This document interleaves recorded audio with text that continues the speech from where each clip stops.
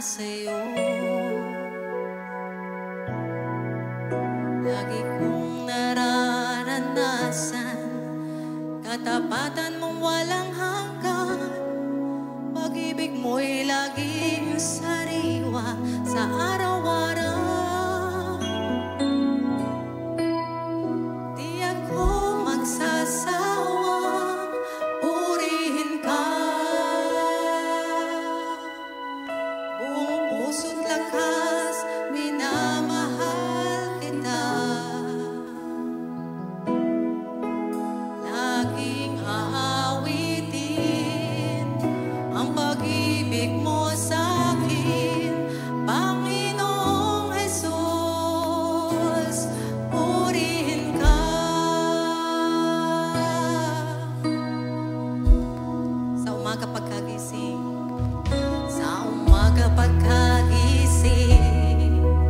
ngalan mo'y pupurihin.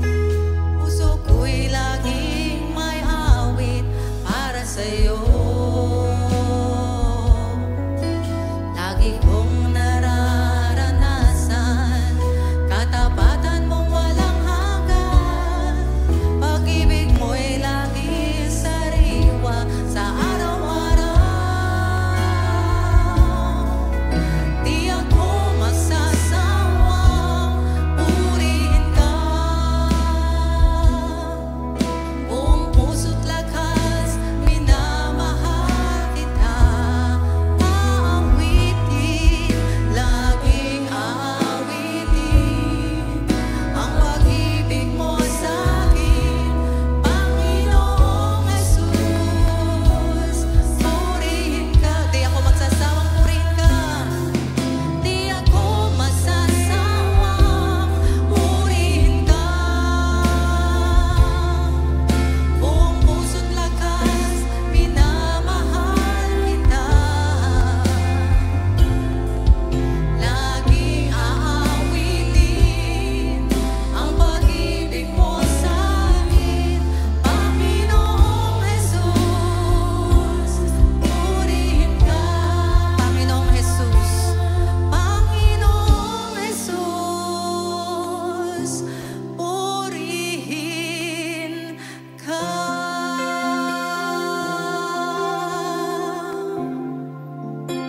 Thank you, Lord.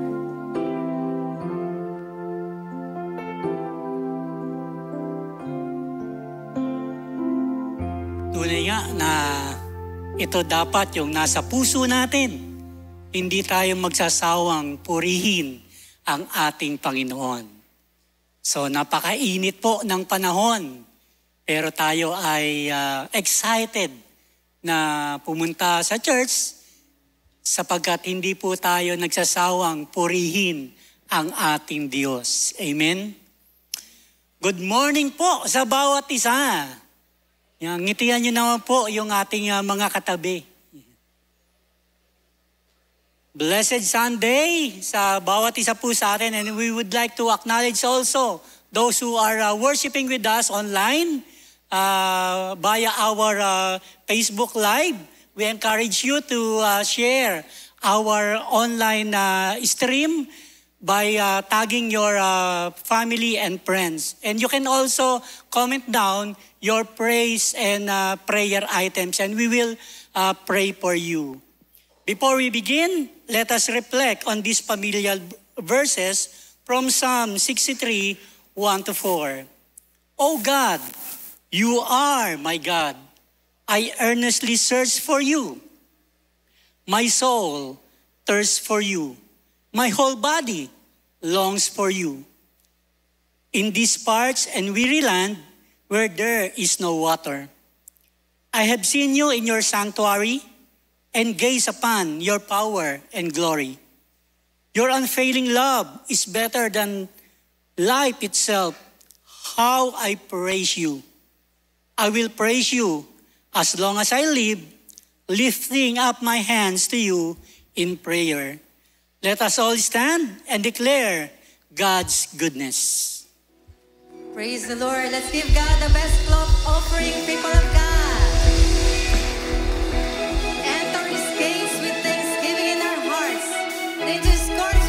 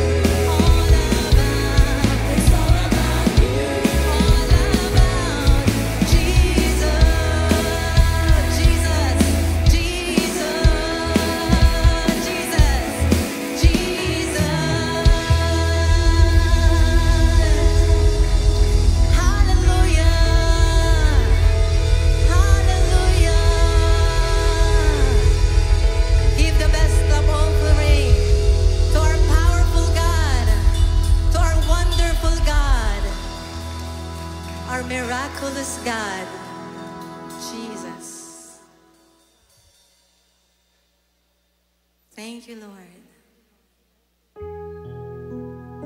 Let the words of my mouth and the meditation of my heart, Lord, be acceptable in your sight, O Lord.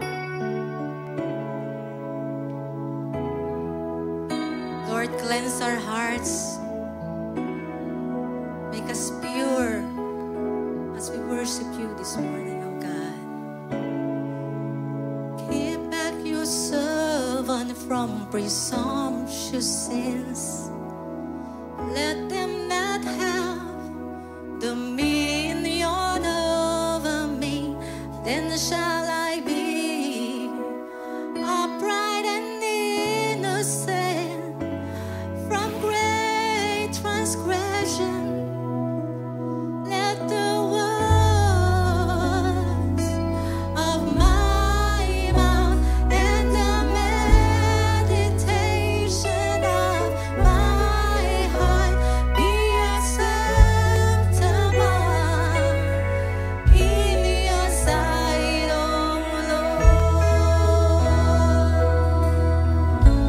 Lord. Keep back your servant. Keep back your servant from presumptuous sin. Let them not have dominion over me.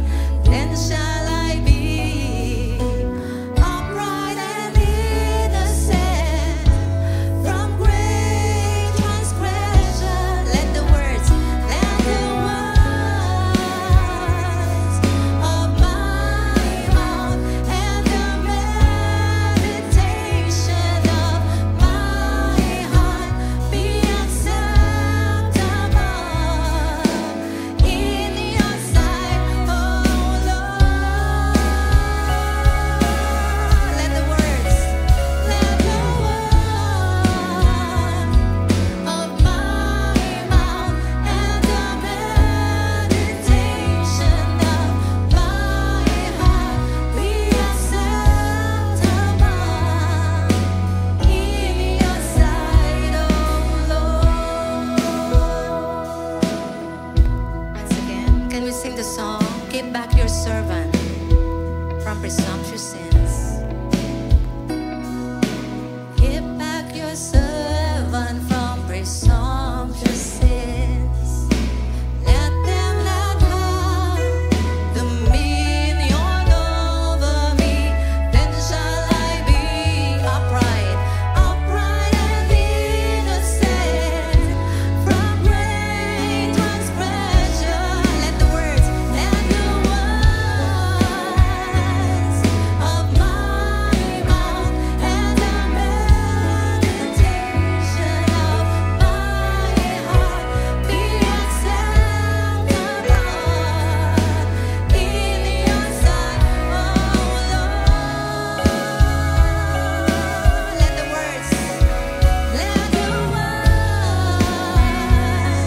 of my mouth and the meditation of my heart be acceptable in your sight, O Lord. Be acceptable. Be acceptable in your sight, O Lord.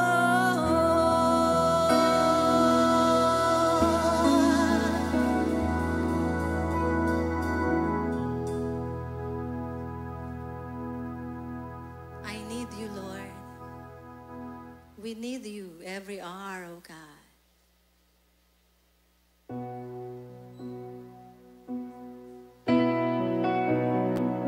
We worship you, Lord, in spirit and in truth, oh God.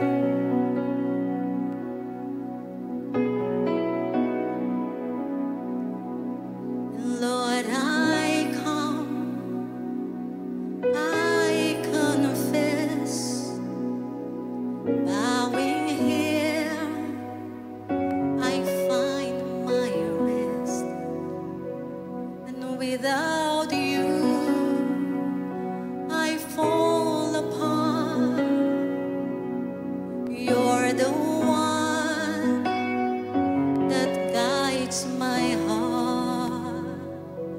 your hands and sing to the Lord.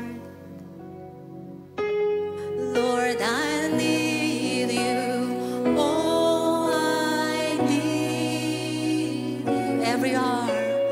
Every hour I need you. My one defense, my righteousness. Oh God, how I need you. Where sin runs deep, where sin runs deep, your grace is more. Where grace is found is where you are, is where you are, and where you are, Lord, I am free. Holiness, holiness is Christ in me, and where you are, and where you are, Lord, I am holiness. Holiness is Christ in me. Lord, I need you. Sing to the Lord. Lord, I need you. Oh, I need you. Every hour, every hour I need you. My one defense, my righteousness. Oh God, how I need you. Lord, I need you. Lord, I need you. Oh, I need every hour, every hour I need you. My one defense, my righteousness. Oh God, how I need you. So teach my song to rise to you when temptation comes my way. When I cannot stand, I fall on you. Jesus, you're my hope and stay. And when I cannot stand, I'll fall on you. Jesus, you're my hope and stay.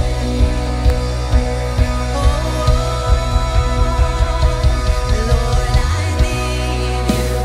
Oh, I need every hour, every hour I need. My one defense, my righteousness. Oh God, how I need. Lord, I need you. Lord, I need you. Oh, I need you. Every hour I need you. My one defense, my righteousness. Oh God, how I need you. People of God, Lord, I need you. Lord, I need you. Oh, I need you. Say to the Lord, every hour I need you. My one defense, my righteousness. Oh God, how I need. For the last time, Lord, I need you. Lord, I need you. Oh, I need every hour,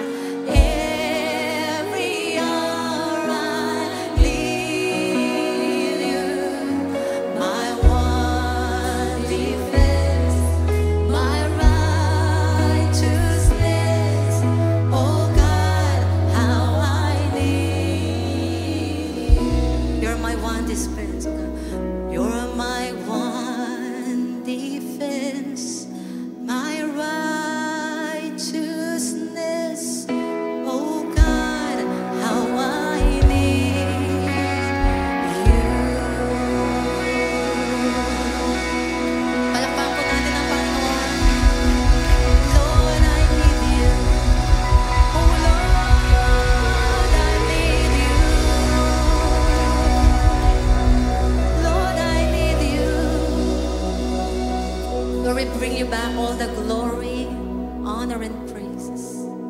In Jesus' name.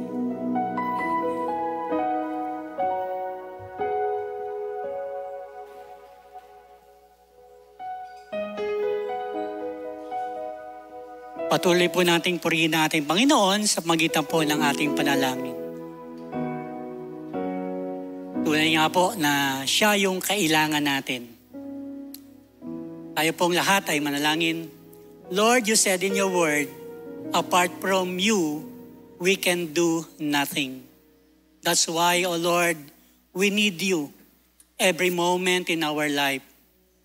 Lord, meron man kaming mga resources, meron man kaming mga skill, meron man kami ng lahat-lahat ng pangangailangan namin sa mundong ito. But apart from you, Lord, we can do nothing. And we are so thankful, Lord, sapagkat sa mga oras na kailangan ka namin, ikaw ay laging nandiyan, Panginoon. Salamat, Panginoon, sapagkat anytime, pwede kaming lumapit sa iyo. Anytime, pwede kaming tumawag sa iyo. Though we may face different challenges in life, Lord, salamat sapagkat ikaw ang Diyos na patuloy na nagbibigay ng provision sa amin. Sa mga oras, Panginoon, na kami ay nalulungkot, nandiyan ka upang kami aliwin, upang kami ay i-comfort, Panginoon. Lord, lahat po ng pangangailangan po namin, ito po, Panginoon, ay iyong binibigay. Salamat, Panginoon, sa pribilehiyong ito na pwede kaming laging tumawag sa iyo sa magitan po ng panalangin. Sa pagkakataon pong ito, inihiling ko po na ang bawat isa po sa atin ay lumapit sa Panginoon, manalangin ng mga personal needs po natin.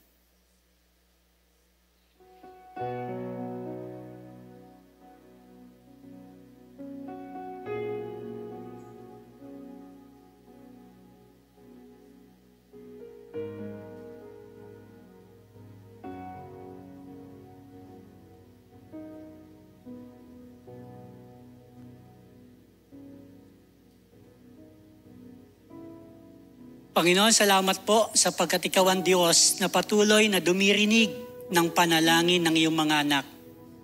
Salamat po, Panginoon, unang-una sa iyong pagliligtas po sa amin. Hindi po kami karapat-dapat, ngunit Panginoon, dahil sa iyong biyaya, narito po kami. Tinuring mo kaming anak, kaya po kami ay malaya na nakakalapit sa iyo. Salamat din po, Panginoon, sa patuloy na pagsama mo sa bawat isa sa amin. Sa journey namin ito, Panginoon. At salamat, Panginoon, for the opportunity na binibigay mo sa amin upang ikaw ay aming itaas, ikaw ay aming sambahin.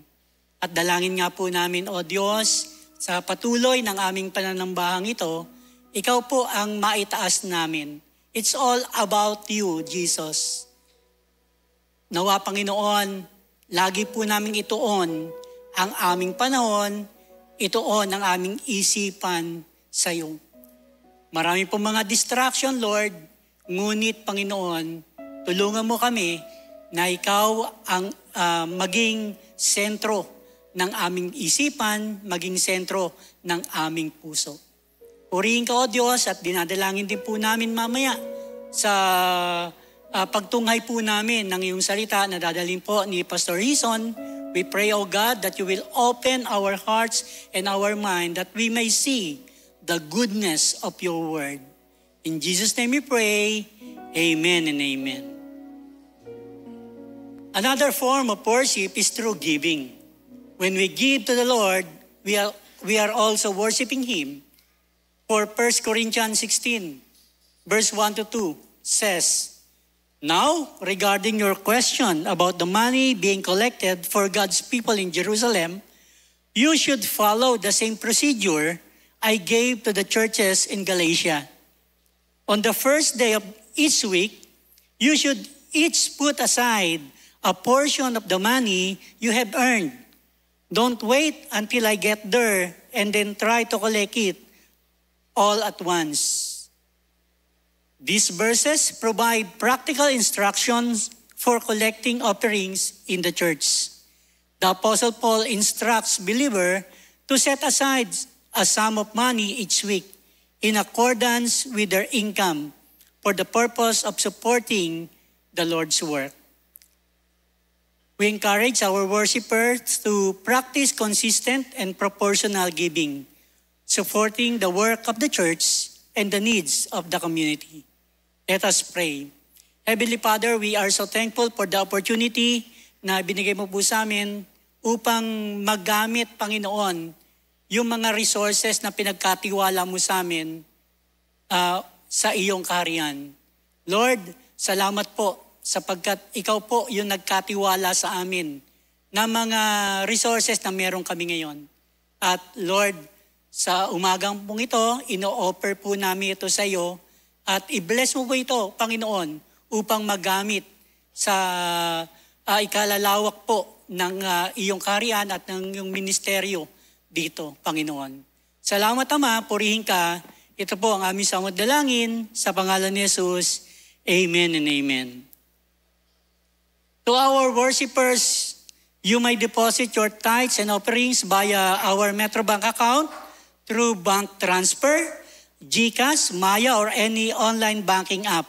If you need a copy of our bank details for transfer, kindly call the admin office at the number posted on your screen. For our worshipers here with us, you may either drop your tithes and offering into the offering bags that we will be passed around by our deaconesses or put them into the drop box located at the back near the main door. Now, let us prepare our hearts to listen to God's word through his servant, our pastor, Izon Kua.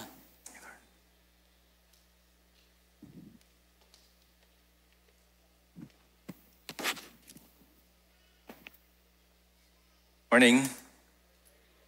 Biglang lumiwanag. What you believe should affect your life.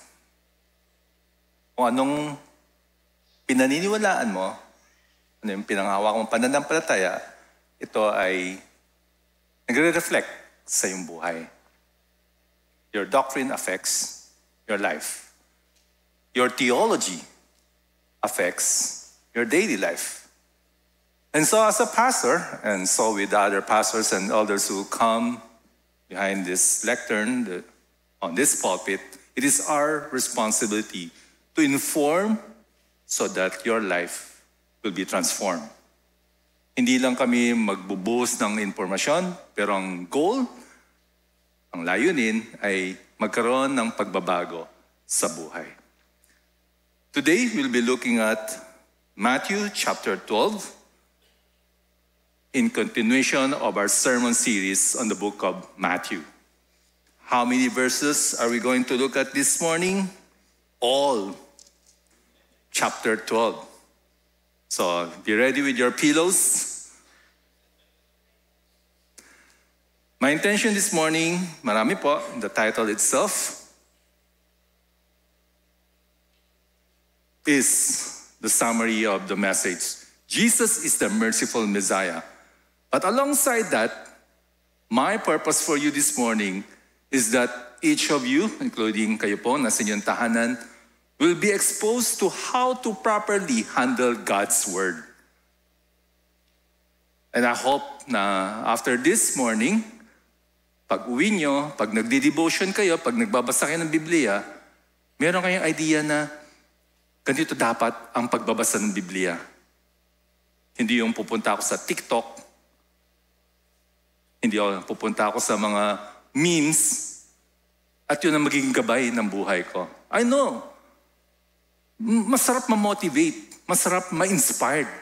Lalo na kung inspiring yung mga nakita nyo yung posting tas i-repost nyo. But I hope that you will come to a point na pag minabasa kayo, malalaman nyo, ito ba ay galing kay Lord o popular memes lang to? Sapagkat kung hindi tayo mag-iingat, the more that we dwell in popular memes not found in the scripture, then sooner or later, baka pinanghahawakan na natin yung mga popular teachings sa social media na hindi naman pala galing kay Lord. Or more so, hindi natin nasa-sense, in contradiction na to sa sinasabi ni Lord. For example, magtiwala ka sa sarili mo.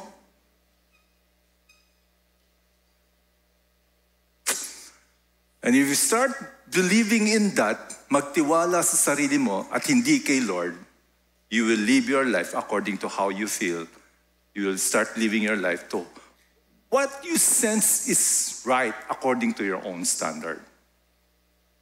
And so again, this morning, I will bore you to death by covering the whole chapter 12. I won't be asking you to stand anymore because maraming verses to. But in each section of chapter 12, we will sense why Matthew put all those stories all together in one chapter. Kasi di ba magbabasa tayo, one verse, tapos wala na. O kaya, one section, wala na. Makikita natin, bakit pinagdugtong-dugtong ni Matthew itong mga stories na to? Seemingly parang may connection ba? Meron ba siyang gustong i-push? Meron ba siyang gustong i-drive into our minds and hearts so that our lives will be transformed and our faith will be firm? Let's pray. Lord, we pray that, Holy Spirit, you will speak to us. You will allow us to find how beautiful your words are, that we will recognize the importance of your word written in the scripture. Help us, O Lord. We pray in Jesus' name. Amen. Beginning with verse 1. At that time, Jesus went through the grain fields on the Sabbath. His disciples were hungry, and they began to pluck heads of grain and to eat. So, nagutom yung mga disipulo, kumuha ng butil, kinain. But when the Pharisees saw it, they said to him, "Look, your disciples are doing what is not lawful to do on the Sabbath." Sabbath kasi. So, sa Old Testament, pag Sabbath, hindi ka pwede magtrabaho. Any kind of work. Yung pag-pluck, sabi ng mga Pharisees, work yan. Pag-alis ng balat, work yan. Pagsubo, work yan. So, kayo, nagpa-violate kayo ng Sabbath law. Sabi ng mga Pariseo, itong mga disipulo mo, hindi marunong. And then in verse 3, he said to them, "Have you not read what David did when he was hungry, and those who were with him?" So, to counter-argue yung mga accusations ng mga Pariseo, nag-explain si Jesus. Nung panahon ni David, nung nagugutom sila, they entered the house of God and ate the bread of the presence, which it was not lawful for him to eat, nor for those who were with him, but only for the priests. So yun, ginawa ni David. But because they were hungry. Or have you not read in the law how the Sabbath, the priests in the temple profane the Sabbath and are guiltless? Tuwing Sabbath, yung mga priests nag-work. Hindi naman sila guilty. I tell you, something greater than the temple is here. Napakahalaga sa inyo ang templo, kayo mga Pariseo. Pero may mas mahalagang dumating na sa panahon to, sabi ng Panginoon Jesus. And if you had known what this means, I desire mercy and not sacrifice. Ang gusto ng Panginoon, habag kontra sa hain. The word sacrifice there means yung mga hinahain sa templo. So yung ceremonial laws ng mga Hudyo. Ang sabi ng Panginoon, mas gusto ko yung nagpa-practice ng habag. Ako mismo, sabi ng Panginoon, gusto ko magbigay ng habag kaysa sa mga hain ninyo. You would not have condemned the guiltless, for the Son of Man is Lord of the Sabbath. Ang Panginoon Jesus, ang siyang Panginoon ng Sabbath. So, we find here first and foremost yung heart ng mga Pariseo. They were into all the ritualistic ceremonial laws, but yet yung heart nila malayo sa Panginoon. And that's why they were very meticulous of the small details. Mga technicalities ng mga ceremonial laws. Nandun siya ang puso nila, pero wala naman talaga silang paghahari ng Panginoon sa puso nila. And that's why they were finding fault in Jesus Christ and his disciples. They were trying to find ways to bring down Jesus Christ. And Jesus said, I am the Lord of the Sabbath. Siya ang Panginoon ng Sabbath. Meaning,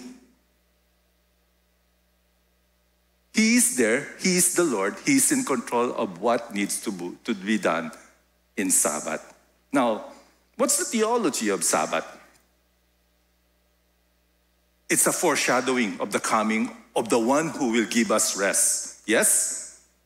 Jesus is not taking out Sabbath, the rest day where we Christians today should prioritize, should set aside so that it will be a day of worship, a day of rest from all our chores, studies, and works.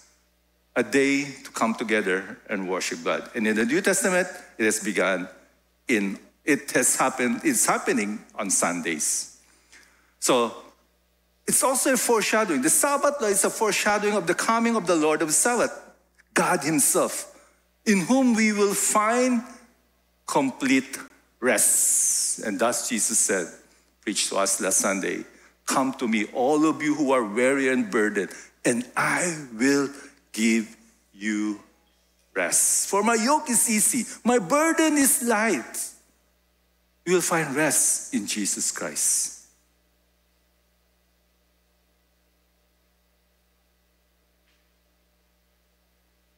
Pagod na ba kayo? Nakapagod, right? Concern here, concern there, finances, work, family, relationships, future, uncertainties of investments. The country is in chaos. Where will we find rest?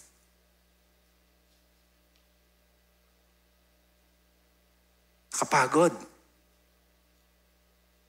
And that's why Jesus offers. You want complete rest? You want restedness in the most sincere and honest and truthful sense? Jesus offers this. Come to me, all of you who are weary and burdened, and I will give you rest.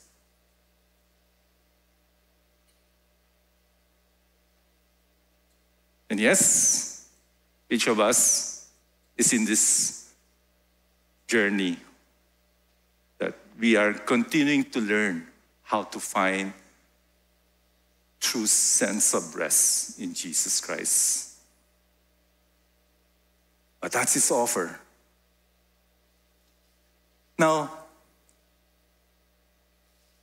ano yung mga lessons makukuha natin dito? Again, one, Jesus is the Lord of the Sabbath. Tandaan natin yan. Pangalawa, Jesus desires mercy over ritualistic laws. The heart. The reigning of the kingdom of God in our heart. Yun ang gusto ni Lord. Interesting, kagabi, my family and I, all my 3 children came home. My wife, si Guama, si Ganma, kumain kami sa labas. We were seated, made our order, tapos na-serve na yung ilang dishes, ay yung ibang order. And then, since na-serve na, hindi pa kompleto, nag-start na kami mag-pray. So nag-pray. Nathan, you pray. Pray si Nathan. Habang nagpe-pray kami, kapikit ang mata namin, nakatungo kami, dumating si waitress. Ito po yung dish na ganito, nilatag. Rinig na rinig ko, kahit pikit ang mata ko. Pag, siguro masisense na niya, nagpe-pray kami. Ay, ito pa yung isa pa. So, sabi ko, ano ba to, Lord? Application na ipipreach ko bukas? Gusto ko nang magalit. Di ba? Nagpe-pray kami. Tapos, ayan ka. Inistorbo ka kami. Nagpe-pray. Di ba nakita nagpe-pray kami? Kaya lang, sabi ko, mercy over external hypocrisies. The spiritual reality should be within me. So pag after prayer, tumingin ako sa kanya, nakangiti sa akin, naka-brace pa nga eh.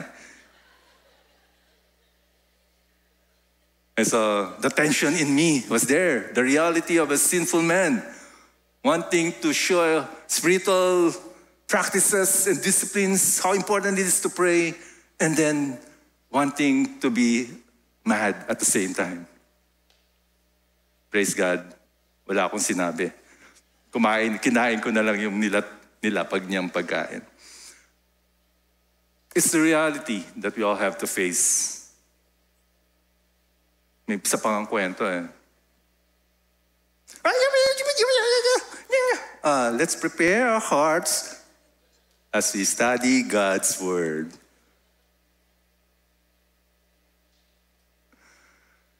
Don't get me wrong, I'm director of a foundation. I know there are policies to be set, to be implemented. There are rules to be followed. There are ways in order that things are run and managed properly. Hindi pwedeng basta-basta na lang. But then, as we look at the heart of Jesus, it's telling us, my desire is mercy over ritualistic laws. Jesus desires spiritual realities over external hypocrisies. Mercy over laws. And in that case, nagugutom yung mga disipulo, kumain, pero ang gusto ng mga Pariseo, laws, hindi mercy. Magutom na kayo. Basta masunod ang Sabbath law. Ang sabi ng mga Pariseo. Ang sabi ng Panginoon Jesus, habag.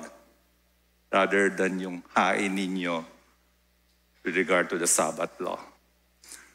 Mercy. And this is also the point of Jesus when all these verses have been compiled together. Woe to you, scribes and Pharisees, hypocrites! For you tithe mint and dill and cumin and have neglected the weightier matters of the law, which is justice and mercy and faithfulness. This you ought to have done without neglecting the others. Another verse, so whatever you wish that others would do to you, do also to them, for this is the law and the prophets. Another verse, which reminds us of our trust for this year, love others selflessly. And the second is like this, second command, you shall love your neighbor as yourself. On these two commandments depend all the law and the prophets.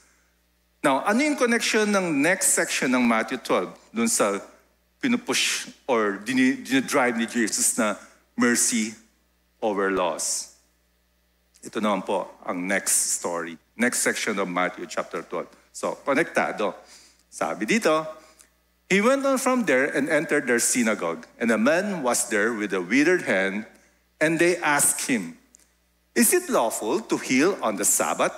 Tama ba na magpagaling during day of Sabbath? Kasi sa Sabbath nga, bawal magtrabaho, bawal kumilos.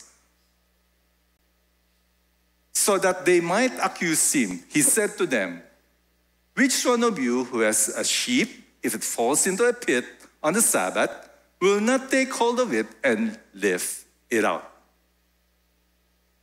Grabe yung hearts ng mga Pariseo. Di ba? Sinetap nila ang Panginoon Jesus. Nagdala sila isang mama na may withered hand, para sa isang kamay, and then tinanong nila yung katanungan, tama ba? Pagalingin yan? Sabbath? Ang sabi ng Panginoon Jesus, sino sa inyo na may tupa, or in the modern case, sino sa inyo na may alagang, let's say, pet, dog, or cat? Nakita niyo nahulog sa kanal.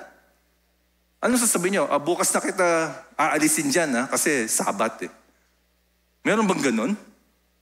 Di ba? So common sense. Verse 12, of how much value is a man than a sheep? So it is lawful to do good on the Sabbath. Kung yun ngang pet mo, save mo. What more of a man? What more of a human, right? Then, verse 13, he said to the man, stretch out your hand. And the man stretched it out, and it was restored, healthy like the other. So yung kamay na paralisado, okay na. So both hands, okay na siya. Verse 14, but the Pharisees went out and conspired against him how to destroy him. Wow. Right?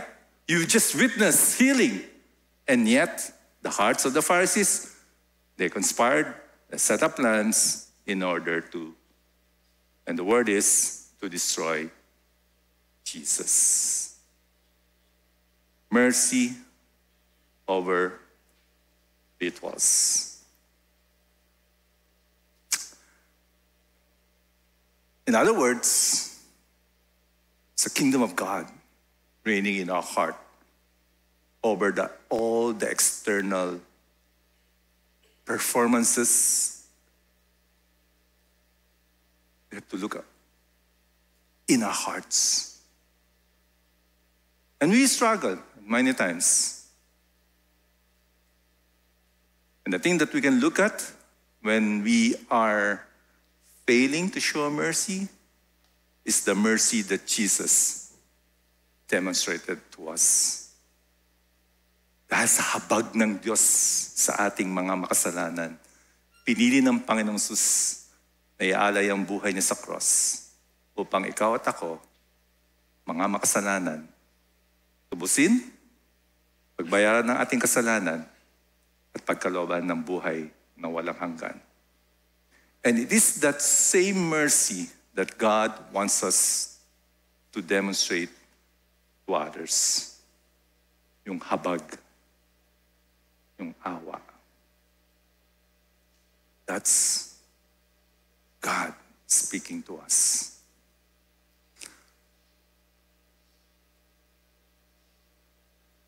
Now, ano yung connection nitong next section? Basahin natin. Jesus, aware of this, withdrew from there, and many followed him. And he healed them all and ordered them not to make him known. This was to fulfill what was spoken by the prophet Isaiah. Behold, my servant whom I have chosen, my beloved with whom my soul is well pleased. I will put my spirit upon him, and he will proclaim justice to the Gentiles. He will not quarrel or cry aloud, nor will anyone hear his voice in the streets. A bruised head he will not break, and a smoldering wick he will not quench, until he brings justice to victory. And in his name the Gentiles will hope. Quoting Hosea, a fulfillment of the coming of the Messiah. So, anong connection nito sa previous section? Bakit nilagay ni Matthew dito? It is to tell us that Jesus is the Messiah who will establish the kingdom of God. Si Jesus, siya yung Messiah. Yung nire-reject ng mga Pariseo, yung gustong i-destroy ng mga Pariseo, siya yung Panginoon. Siya yung Messiah, siya yung Kristo. Siya yung mag-establish ng kaharian ng Diyos. So, connected no sa previous sections. Hindi siya randomly placed there. And that's how we should read the scripture.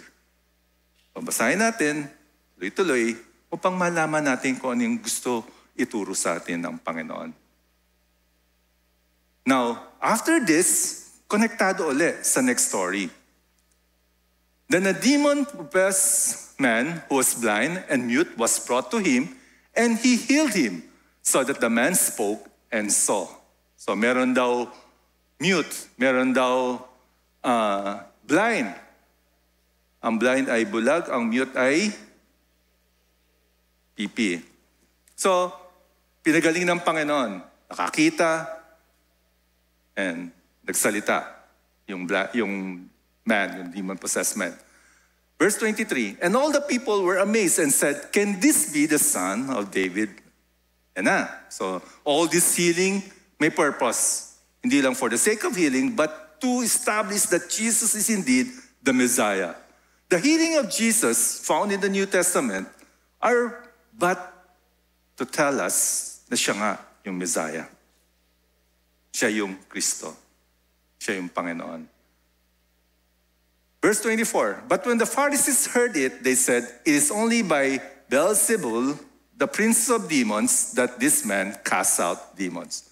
So, nung nakita ng mga Pariseo, ay, yan si Jesus, kaya nakapagpagaling yan. Dahil ang spirito nasa kanya ay yung galing kay Satan.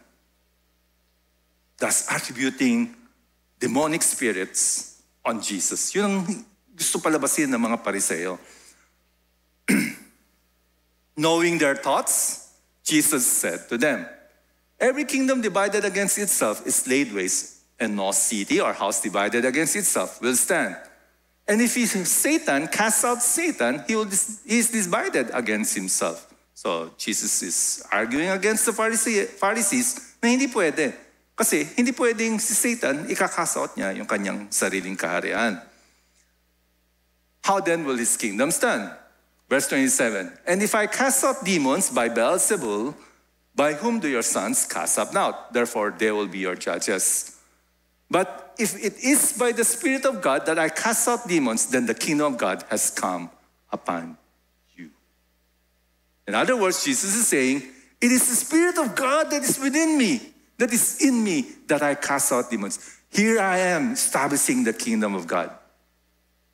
Okay? So, konektado do sa mga previous pericopes, previous sections ng Matthew 12. Verse 29, or how can someone enter a strong man's house and plunder his goods unless he first binds the strong man? Then indeed he may plunder his house.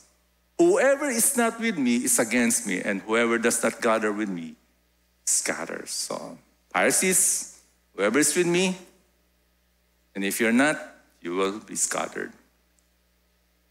Therefore, I tell you, every sin and blasphemy will be forgiven people, but the blasphemy against the Spirit will not be forgiven. And whoever speaks a word against the Son of Man will be forgiven, but whoever speaks against the Holy Spirit will not be forgiven, either in this age or in the age to come. Now, church, perhaps you have been in the faith for some time, and you have been exposed to other preachers, teachers, books. You might have encountered teaching na merong unforgivable sin. The sin of blasphemy against the Holy Spirit. Maaring may nagturo sa inyo. Maaring yun ang pinanghawak. Oy, merong unforgivable sin. Yung blasphemy against the Holy Spirit. Kasi nga, pag binasa mo to, mukhang yun ang sinasabi. And thus, as your pastor, let us be careful that we don't just read one verse and then come up with an important doctrine. What's the context when Jesus said this? Ang context, yung mga Pariseo, sinasabing si Jesus ay may demonic spirit. Sinasabi ng mga Pariseo, yung spirit na na kay Jesus galing kay Beelzebul. Thus, it is a blasphemy against the Holy Spirit because the spirit that is in Jesus is from God. Thus, it is not forgivable. Why? Because if you deny that Jesus is God, you're telling that He is of the evil spirit, then how can you receive forgiveness of your sins? Balikan natin.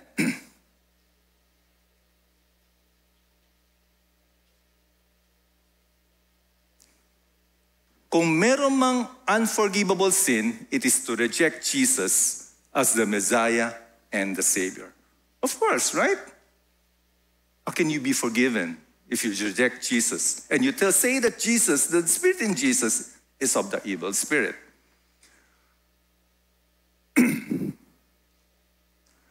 Let's go back to Matthew 12. Kaya nga dugtong-dugtong yan eh.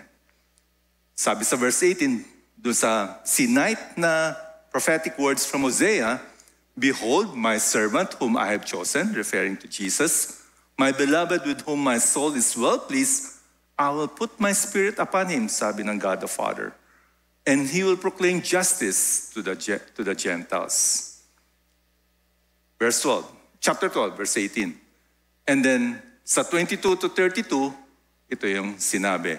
The blasphemy against the Holy Spirit will not be forgiven. Whoever speaks against the Holy Spirit will not be forgiven.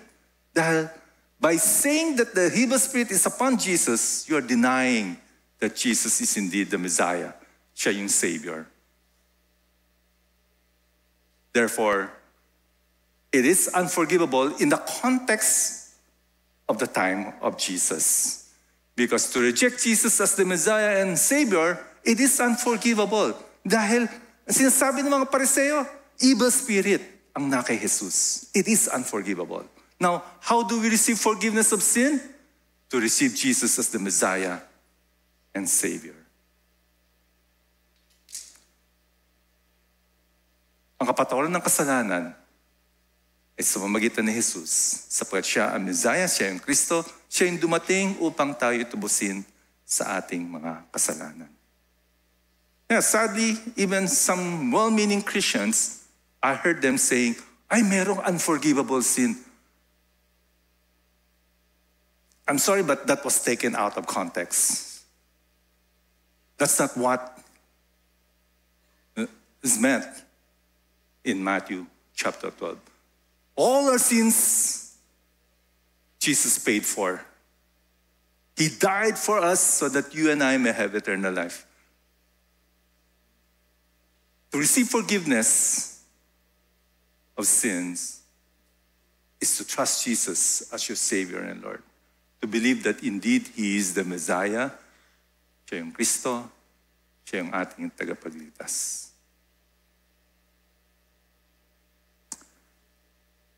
Clear ba tayo doon? Sige. Elders, pastors, disciples, let us take note of this. Kung may narinig kayo magsasabi na mayroong unforgivable sin, hindi ako mapapatawad doon. Kurutin niyo yung dito. Mahina lang.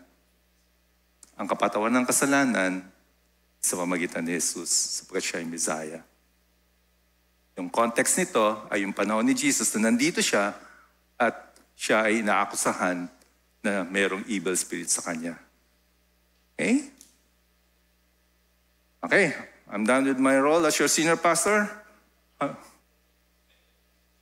May 15 minutes pa ako. Sige, tuloy natin. Matthew chapter 12, in continuation. Either make the tree good and its fruit good, or make the tree bad and its fruit bad. For the tree is known by its fruit. Klaro, di ba? Last Sunday, may lumapit sa akin. Sabi niya, Pastor, ganda talaga ng anak mo. Actually, a few days ago, may nagsabi ulit sa akin sa bayan. Pastor, hindi Pastor. Sir, hindi naman niya ako kilala sa Pastor. Nakita niya anak ko. Ang ganda-ganda talaga ng anak mo. Alam mo sagot ko? A good tree bears good fruit. Sa Tagalog, kung ano yung puno, siya yung bunga. Di ba? Medyo halfway lang sila nag-agree. Kasi ang sabi nila, opo, totoo nga naman, ang ganda ng asawa niyo. You'll be the judge. Now, that's again taken out of context. Because in this context, Jesus wants to emphasize the heart that is within a person. You brood of vipers, referring to the Pharisees, how can you speak good when you are evil? For out of the abundance of the heart, the mouth speaks. Right. The good person out of his good treasure brings forth good, and the evil person out of his evil treasure brings forth evil. I tell you, on the day of judgment, people will give account for every careless word they speak. For by your words you will be justified, and by your words you will be condemned. Yes, the tree is known by its fruit. A good tree bears good fruit. A bad tree, an evil tree, bears bad fruit. The heart is known by words spoken. May kilala ba kayo na bawat expression na lang may kasamang mura? Magsasalita lang, magkukwento lang, meron pa kasamang curse words. But then also, a few weeks back, I had a Bible study with a big group, and I was speaking to one of those who attended, and when I mentioned, wow, yung anak niyo, wow, nakagraduate na. Ang sagot niya, biyaya ng Diyos. Wow, kwentuhan ulit kami. Wow, ang galing po, ganito. Ang sagot niya, biyaya ng Diyos. Well, I was wow, flattered by what he said. This man recognizes that all good things that have been happening in his life ay biyaya ng Diyos. blessings from God. So meron siyang recognition. At spontaneous. Spontaneous sa lips niya to give praise, to honor God. And that only can happen if the kingdom of God reigns in one's heart. Connected ulit sa ating mga previous section kanina, yung external hypocrisies natin. Maring nagiging showing lang. But in the quietness of our hearts, there's no kingdom of God reigning in our heart. For out of the abundance of the heart, the mouth speaks. I mentioned to you kanina, may mga taong laging may curse words sa mga kanilang words. May mga tao rin na most sentences niya, most accomplishments start with the word I. I thought of this. Ako, ang nakaisip nito. Ako ang gumawa nito. Kung di dahil sa akin. So, with those expressions, we know, we sense, sino yung nagre-reign sa heart niya. Sino yung Lord ng seat of the throne of His heart. The word I.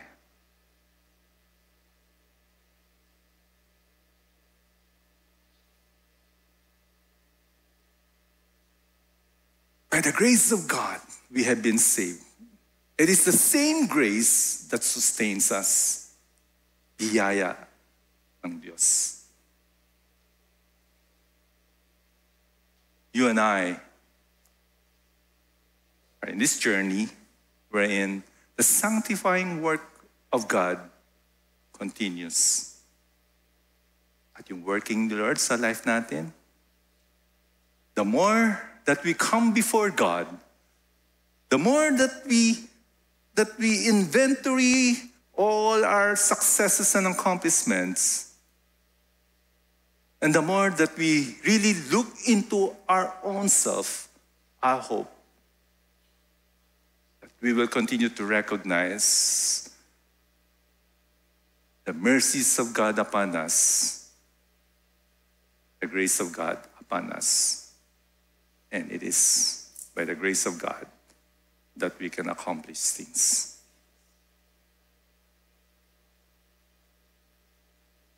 Now, referring to the Pharisees, what they're saying, what they're trying to conspire against Jesus, their hearts are all absent of the kingdom of God.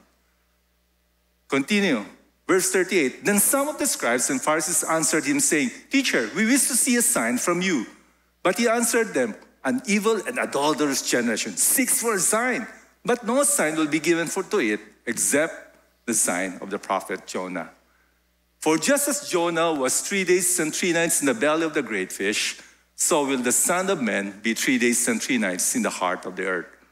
The men of Nineveh will rise up at the judgment with this generation and condemn it, for they repented at the preaching of Jonah, and behold, something greater than Jonah is here. Again, yung heart ng mga Pariseo, gusto namin ng sign, gusto namin ng miraculous sign. Patunayan mo na ikaw ang Messiah, gusto namin makita yon. And Jesus responded by saying this, thus, Jesus saying, the Lord has given the ultimate sign of Jesus' death and resurrection for believers. Sa ating mananampalataya. Ito na yung ultimate sign. Ano pang sign na gusto mong makita? Ano pang sign magpapatunay na mahal ka ng Panginoon? Nahirapan ka mag-show ng mercy, nahirapan ka mag-love, nahirapan ka magpatawad. Ito na yung sign. Jesus died for you. You hopeless people who continues to sin against God. It's the sign. The sign of the cross. The sign of Jesus' sacrifice. What other miraculous signs, theatrical signs that you want to look for? Jesus already died for you. God Himself. Ano pang hinihintay mo? Ano pang sign ang gusto mong makita upang patunay na mahal ka niya? Ano pang sign ang gusto mong makita upang malaman mo na mayroong kapatawaran, mayroong buhay na walang hanggang na iyong makakamtan sa pamagitan ng Panginoong Hesus. But others will continue to seek miraculous signs as excuses for unbelief. The hearts of the Pharisees, they still would want to find miraculous signs as an excuse for their unbelief. Sapagkat ayaw nilang maniwala, ayaw nilang manampalataya, ayaw nilang kilalanin na si Jesus nga ang Messiah. At gagawa sila ng marami pang other, gusto namin ng miraculous signs.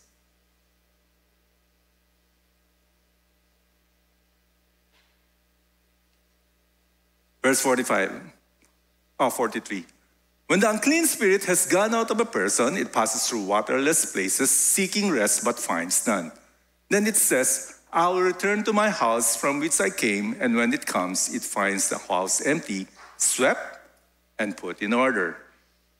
Then it goes and brings in 7 other spirits, more evil than itself, and they enter and dwell there. And the last state of that person is worse than the first. So also it be with this evil generation. Nag-cite ngayon si Jesus na example about demonic casting. Sabi ng Panginoon, kung yung heart ng isang tao, palabas nga yung evil spirit, at hindi naman naghari ang kaharian ng Diyos, babalik yung evil spirit, mas malala. The same with the Pharisees. Now, let me just cite that in casting out demons, hindi kailangan ng theatrics. Hindi kailangan ng special device. Hindi kailangan ng special language. Hindi kailangan ng special chanting. The name of Jesus, the authority and power of the name of Jesus, that's what can cast out demons.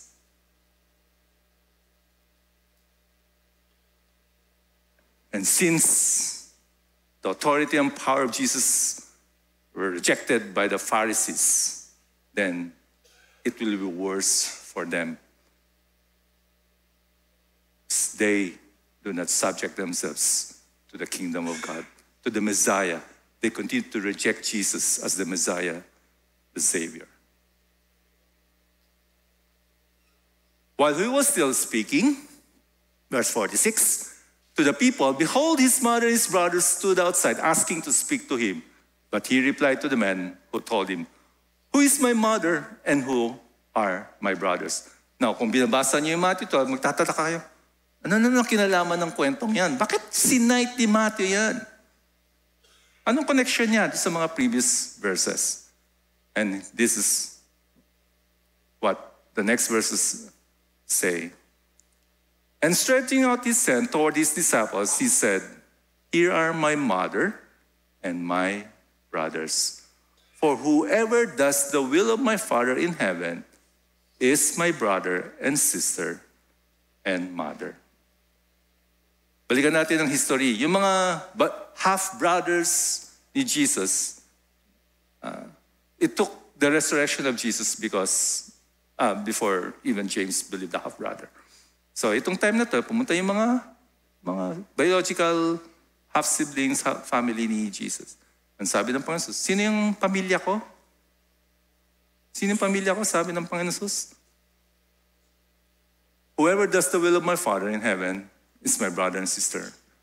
And again, bringing back to us those who will truly believe who Jesus is. The true light which gives light to everyone, found in John chapter 1, was coming into the world. He was in the world, and the world was made through him. Yet the world did not know him. He came to his own, and his own people did not receive him. He is the true light. He came to bring light to everyone, and yet he was rejected by his very own people, the Jewish people. He was rejected. They did not receive him. They rejected him. The Pharisees accused him of having evil spirit in him. And that's why Jesus had to declare, but to all who did receive him, who believe in the name of Jesus Christ, he gave the right to become children of God. Ang lahat nanampalataya at tinanggap ang Panginoong Sus, pinagkalooban ng karapatang tawaging mga anak ng Diyos. Who were born not of blood, nor of the will of the flesh, hindi dahil sa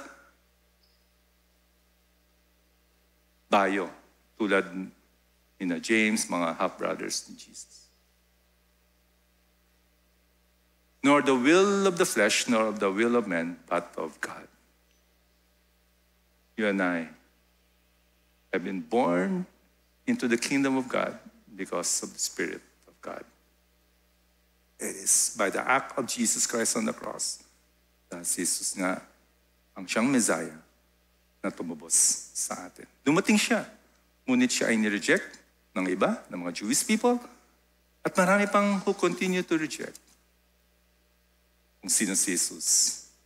But you and I, lahat tayong nanampalataya sa Panginoon Jesus, pinagkaloobang tawaging anak ng Diyos. We have been informed to transform.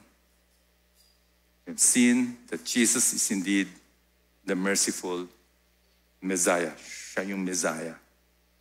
At ang desire niya is to show mercy. He first showed it to us by dying on the cross for us. He desires mercy over our ritualistic laws.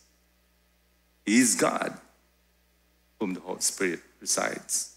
And in Him, we find eternal life. All this written in Matthew 12 are meant to transform us, that you and I may hold firm kung sino ang Panginoong Jesus, and thus changing our lives. Let's pray. Ang lalim ng salita mo, Panginoon. Meron kang mga magandang layunin. Ang nais mo sa aming mga mananampalataya, patuloy na lumago sa pagkilala sa iyo. Lumago sa pag-understand ng banal na kasulatan. And thank you, Lord. Thank you, Lord, for this Bible. Thank you for your word. That we can learn truth. That we can learn who you are. We pray, O Lord, na patuloy mo kaming naligyan ng desire, O Lord, to spend time in the Bible so that we will not be deceived by the secular media, but be transformed by your very word. We give thanks. We pray in Jesus' name. Amen.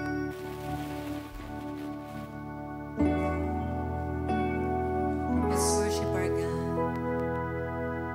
Wonderful, merciful Savior, precious Redeemer and friend. Who would have thought that a lamb could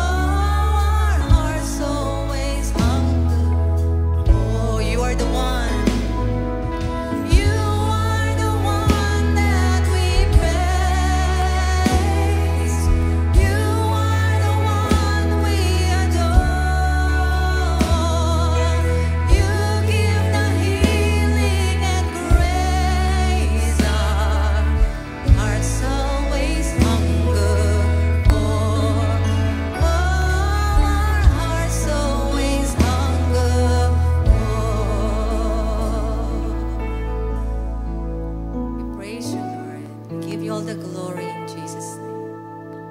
Amen. Palakpan po natin ang Panginoon.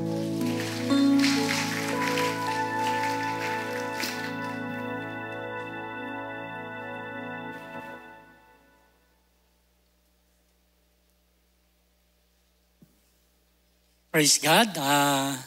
Ngayon po ay dako po tayo sa ating mga announcement and upcoming events. Before that, meron po ba tayong mga first-time visitors ngayon? Can you please stand up? Is there any newcomer here? Yan. Tapi yata. So, i-welcome po natin yung isa't isa. Yan. So, here are some announcement. Meron ba? Yan. For our first-time visitor, welcome to GCF Batangas. We are glad you were here able to join us today in worship. Kindly Welcome you today. follow our servant friend to our prayer room so we can pray for you and get to know you We better. are glad to see you share your life with us. As a family, we'll grow together, worshiping our Lord and King with all our hearts. We welcome you at GCF Batangas. And just a reminder for those who signed up for our membership classes, please proceed to the next gen room after our worship service. The Redeemed Basketball Ministry is inviting you to their bi-monthly basketball game. This will be held this coming Saturday, May 4. It will start at 8 a.m. to be held at the CGR covered court. For those who are interested to join, please approach Jello Selimin. So next announcement, we would like to also remind everyone that our monthly prayer meeting will be moved to May 8th to give way to worship ministries team building activity on May 1st. So our monthly prayer meeting will be on May 8th. Still 7 p.m.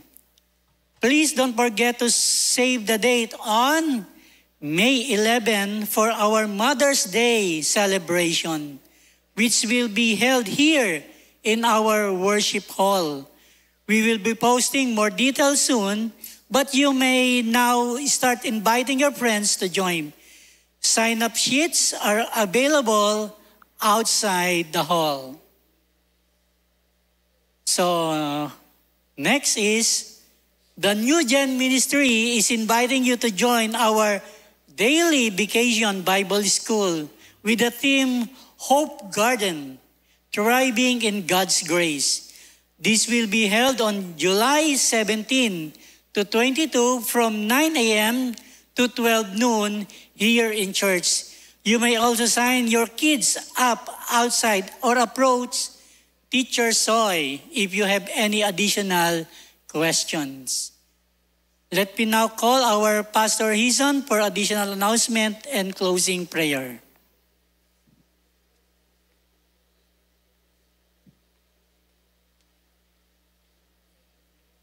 This afternoon at 3:30, we will have and hold our second worship service po sa Talumpok. And we praise God for that. We encourage you and we ask you to participate in this through your prayer. Sama natin sa ating prayer na gagamitin ng Panginoon ang ating church upang ang pangalan ng Panginoong Sus ma-establish natin, ang kanyang kaharian ma-establish sa Talumpok area. Let us all stand for the benediction and prayer.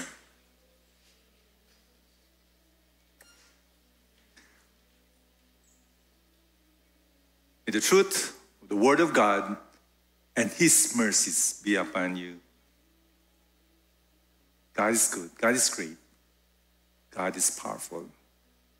The Lord bless you. The Lord keep you. His favor rests upon you May your prayers be answered according to His beautiful will. All this we ask and pray in Jesus' name. Amen. Amen. It's all about you, Jesus. Palakpakan po natin ang Panginoon. Hallelujah.